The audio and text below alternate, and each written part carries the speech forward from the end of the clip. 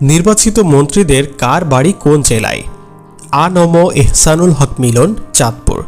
আব্দুল আওয়াল মিন্টু ফেনী, আমির খসরু মাহমুদ চৌধুরী চট্টগ্রাম,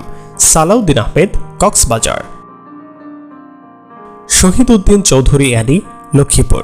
শেখ রবিউল আলম বাগেরহাট, মির্জা ফখরুল ইসলাম আলমগীর ঠাকুরগাঁও,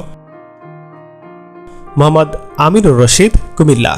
মোহাম্মদ আসাদুজ্জামান ঝিনাইদহ, আরিফুল হক চৌধুরী সিলেট,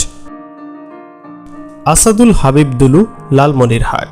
আফরোজা খানম রিতা মানিকগঞ্জ, ইকবাল হাসান মাহমুদ টুকু সিরাজগঞ্জ,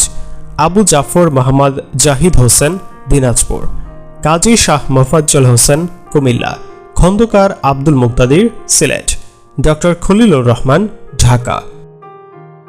দীপেন দেওয়ান রাঙামাটি, নিতাই রায়চৌধুরী মাগুরা,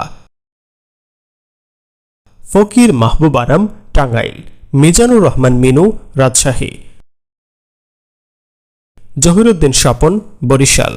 জাকারিয়া তাহের কুমিল্লা, সর্দার সাখাওয়াত হোসেন নরসিংদী, হাফিজউদ্দিন আহমেদ ভোলা।